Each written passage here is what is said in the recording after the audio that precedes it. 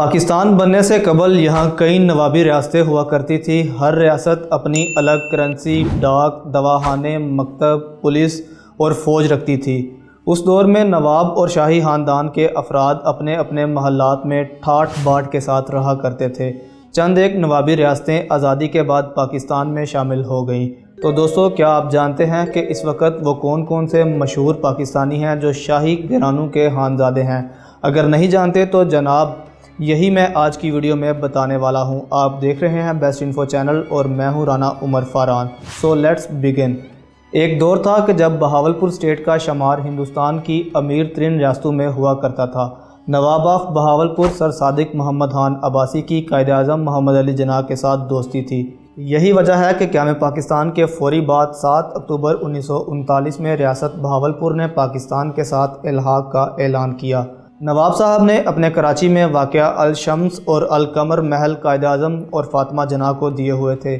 یہی نواب صاحب تھے کہ جنہوں نے پاکستان بن جانے کے فوری بعد پاکستانی کرنسی کی گارنٹی دی، حالانکہ اس وقت کوئی بھی ملک گارنٹی دینے کو تیار نہ تھا۔ اس کے علاوہ نظام حکومت چلانے کے لیے تمام سرکاری ملازمین کو پہلی تنخواہ بھی نواب آف بہاولپور کے خزانے سے ادا کی گئی تھی۔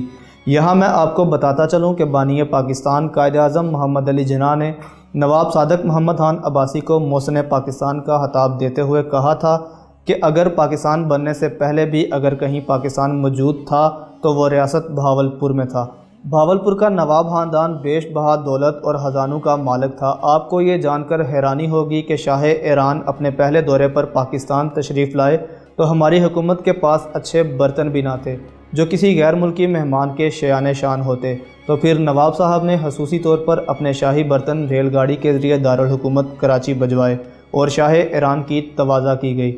صادق محمد خان عباسی کے صاحبزادگان میں نواب احسن عباسی گورنر سندھ، نواب محمد عباس خان عباسی گورنر پنجاب اور پرنس سید رشید عباسی وفاقی وزیر رہے۔ نواب آف بہاولپور کے پوتے نواب فلاح الدین عباسی مرحوم کی عمران خان کے ساتھ خوب دوستی تھی۔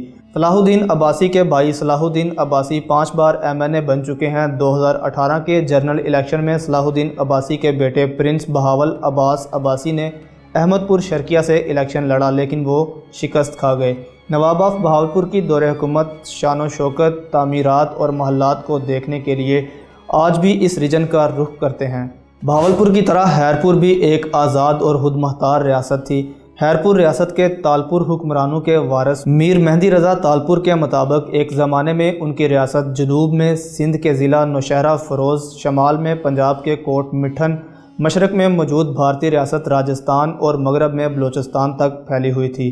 پرنس میر مہندی رضا تالپور اپنے آباء و اجداد کے بنائے ہوئے فیض محل خیرپور میں رہتے ہیں۔ مغل طرز تعمیر پر بنایا جانے والا یہ محل ایک زمانے میں تالپور حکمرانوں کا شاہی دربار ہوا کرتا تھا۔ خیرپور ریاست کے دفاع کے لیے فوج بھی تھی، لیکن پارٹیشن کے بعد اس ریاست کو 1955 کو پاکستان میں شامل کر دیا گیا اور اسی طرح خیرپور کا وجود ختم ہو گیا۔ آج یہ صوبہ سندھ کا ایک شہر ہے۔ علی مراد خان تالپور خیرپور ریاست کے آخری حکمران تھے۔ میر مہندی رضا انہی کے صاحبزادے ہیں۔ خیرپور کے فیض محل سے ایک رومانوی داستان بھی جڑی ہوئی ہے۔ تالپوروں کے حکمران خاندان ہی کے چشم و چراغ میر علی نواز ناز اور لاہور شہر کی رقاصہ بالی کے قصے کی کہانیاں آج بھی کتابوں میں ملتی ہیں۔ ایسا بتایا جاتا ہے کہ میر علی نواز نے اپنے خزانوں کی تجوریاں بالی کے گھر والوں پر لٹا دیں، تب جا کر بالی کے گھر والے اس شادی پر راضی ہوئے۔ بالی کے بھائیوں کے لیے یہ مشہور تھا کہ میر نواز نے ان کو اتنی دولت دی تھی کہ وہ اکثر محفلوں میں اپنے سگار کو کرنسی نوٹ جلا کر سلگاتے تھے۔ خیر، میر علی نواز نے اپنی خاندانی روایات کو پس پشت ڈالتے ہوئے بالی سے شادی کر لی۔ انہوں نے اپنی بیوی کی محبت میں خیرپور میں دلشاد منزل بنوائی جو آج بھی بالی بنگلے کے نام سے موجود ہے۔ پھر ایک روز بالی اپنے شوہر سے ناراض ہو کر لاہور چلی آئی اور کبھی واپس نہ لوٹی، اور پھر چند سال بعد میر علی نواز انتقال کر گئے۔ اب ہم چترال کے قطور شاہی خاندان کے بارے میں آپ کو بتاتے ہیں۔ آزادی کے بعد وفاق پاکستان سے غیر مشروط الحاق کرنے والی پہلی ریاست چترال تھی۔ چترال اسٹیٹ کے بادشاہ کو مقامی زبان میں میتار جبکہ اردو زبان میں مہتر کہا جاتا ہے۔ آج کی بات کریں تو فتح علی ناصر قطور شاہی گھرانے کے سربراہ ہے۔ دوستو، اب میں آپ کو ایک ایسے شاہی گھرانے کے بارے میں بتاتا ہوں کہ جن کی جاگیریں محلات خزانے انڈیا ہی میں رہ گئے۔ آزادی سے قبل ہندوستانی راجستھان دلی سے 35 کلومیٹر دور پٹودی ریاست ہوا کرتی تھی۔ ایک لودھی پٹھان ابراہیم علی خان اس وقت پٹودی ریاست کے نواب تھے۔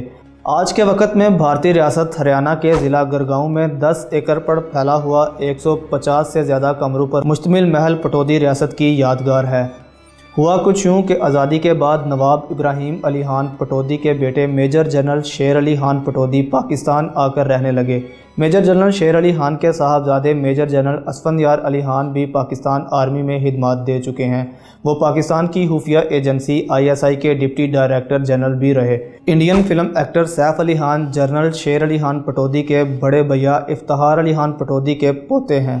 دوستو، اسی طرح سے بھوپال ریاست کے نواب حمید اللہ خان کی اولاد بھی پاکستان آ کر رہنے لگی۔ آخری نواب آف بھوپال کی بیٹی شہزادی ساجدہ سلطان آزادی کے بعد کراچی شفٹ ہو گئی۔ ان کے بیٹے شہریار خان مشہور ڈپلومیٹ ہیں جو PCB کے چیئرمین کے علاوہ سیکرٹری خارجہ بھی رہ چکے ہیں۔ جب پاکستان کو آزادی ملی تو اس وقت جوناگڑھ اسٹیٹ کے نواب محبت خان جی نے اپنی ریاست کا الحاق پاکستان سے کر دیا۔ انڈیا نے کئی دیگر ریاستوں کی طرح جوناگڑھ ریاست کو بھی اپنی تحویل میں لے لیا۔ نواب آف جوناگڑھ اپنی فیملی کے ساتھ پاکستان آ کر رہنے لگے۔ دوستو، برصغیر پاک و ہند کی تاریخ میں جتنی عیاشیاں جوناگڑھ کے راج گھرانے اور شاہی پریوار نے کی، اتنی تو شاید کوئی سوچ بھی نہیں سکتا۔ آگے بڑھنے سے پہلے میں آپ کو نواب صاحب کی عیش و عشرت کی چھوٹی سی جھلک دکھلاتا جاؤں۔ نواب محبت خان جی اپنی ریاست کی عوام پر مہربان تو تھے ہی، لیکن وہ اپنا زیادہ تر وقت پالتو کتوں کے ساتھ گزارا کرتے تھے۔ جوناگڑھ کے نواب کو کتے پالنے کا شوق جنون کی حد تک تھا۔ اپنی لگژری گاڑی میں ڈرائیور کے ساتھ فرنٹ سیٹ پر بیٹھے ہوتے جبکہ پچھلی سیٹوں پر ان کے کتے سفر کرتے۔ گاڑی کے علاوہ خان جی کے محبوب کتوں کے کشادہ کمروں میں بجلی، پانی اور ٹیلی فون تک کی سہولت دی گئی تھی اور ہر کمرے کے باہر 24 گھنٹے ایک باڈی گارڈ تعینات تھا۔ یہ واقعہ بھی کتابوں میں درج ہے کہ جوناگڑھ کے نواب نے اپنی من پسند اور لاڈلی کتیا روشن کی شادی ایک لیبرٹ کتے بوبی کے ساتھ کروائی۔ اس شادی کی شاہی تقریب میں ہندوستان کے طول و عرض سے راجوں، مہاراجوں، نوابوں، سیاستدانوں اور واسرائے کو انوائٹ کیا گیا۔ بینڈ باجوں کے ساتھ روشن نام کی کتیا کی شاندار طریقے سے بارات نکالی گئی۔ پھولوں سے سجے دجے ہاتھی اور سیکیورٹی اہلکار تمام راستوں پر تعینات تھے اور اس تقریب میں 1.5 لاکھ مہمانوں کے لیے مرغن کھانوں کا اہتمام کیا گیا تھا۔ نواب آف جوناگڑھ محبت خان جی کے بعد ان کے بیٹے محمد دلاور خان جی ان کے جانشین بنے۔ نواب دلاور خان جی صوبہ سندھ کے گورنر بھی رہے۔ آج کی بات کریں تو اس وقت دلاور خان جی کے بیٹے جہانگیر خان جی نواب آف جوناگڑھ ہیں۔ پاکستان کے پہلے صدر سکندر مرزا بھی شاہی خاندان کے چشم و چراغ تھے۔ ان کے والد سید فتح علی مرزا نجوی مرشد آباد کی رائل فیملی کے خانزادے تھے۔ ان کے خاندان نے 200 سال تک بنگال اور آسام پر حکومت کیے رکھی۔ آپ نے سنا ہوگا کہ 1747 کی جنگ پالیسی میں انگریزوں سے مل کر نواب آف بنگال سراج الدولہ سے غداری کرنے والے میر جعفر کو نواب آف بنگال بنایا گیا تھا۔ یہی میر جعفر سکندر مرزا کے پردادا تھے۔ سکندر مرزا کے بیٹے ہمایوں مرزا نے فرام پلاسی ٹو پاکستان کے نام سے ایک کتاب بھی تحریر کی جس میں انہوں نے اپنی فیملی کے حوالے سے تمام تر تفصیلات قلم بند کی۔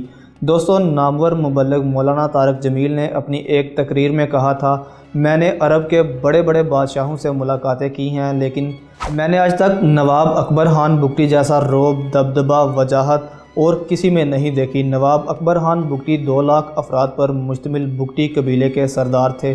سابق وزیر اعلیٰ بلوچستان نواب اکبر بگٹی نے 3 شادیاں کی۔ کہا جاتا ہے کہ نواب اکبر بگٹی کی ایک بیوی بگٹی بلوچ، دوسری پٹھان اور تیسری سندھی تھی۔ اکبر بگٹی کے دوست ان سے مذاق کیا کرتے تھے کہ آپ کو چوتھی شادی پنجاب میں بھی کرنی چاہیے تھی اور وہ ہنس کے ٹال دیا کرتے تھے۔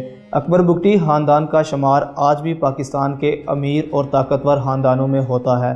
ان کے پوتے نواب زادہ شاہ زین بگٹی اس وقت ممبر نیشنل اسمبلی ہیں۔ میں امید کرتا ہوں کہ آج کی ویڈیو آپ کو پسند آئی ہوگی۔ انشاءاللہ ملاقات ہوتی ہے اگلی ویڈیو میں، تب تک اپنا اور اپنے پیاروں کا خاص خیال رکھیں۔ اللہ نگہبان۔